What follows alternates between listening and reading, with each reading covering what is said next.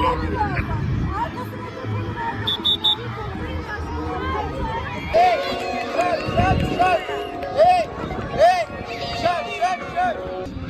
de Spor, Bilimleri Fakültesi Spor Yöneticiliği bölümünde öğretim üyesiyim. Muhteşem Çocuk Şenliği diyoruz buna.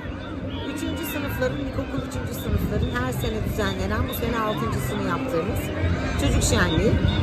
Spor Bilimleri Fakültesi, Bolu Valiliği, Bolu İl Milli Eğitim Müdürlüğü protokolünce hazırlanıyor. Tabii sorumlusu biz fakülte olarak Spor Bilimleri Fakültesiyiz.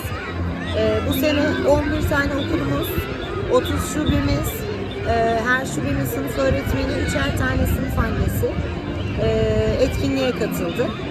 Belirli sınırlı sayıda alabiliyoruz. Seneden seneye çoğalıyor.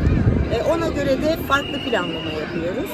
Ama keyifli bir organizasyon oluyor. Nasıl hocam? Çocukların yüzlerinde okunabiliyor mu mutluluğu? En önemli olan şey de bu. Neden?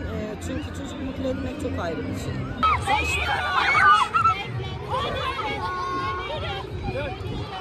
Topları düşürmeyelim bakın. Yavaş yavaş. Hayır çok sert değil.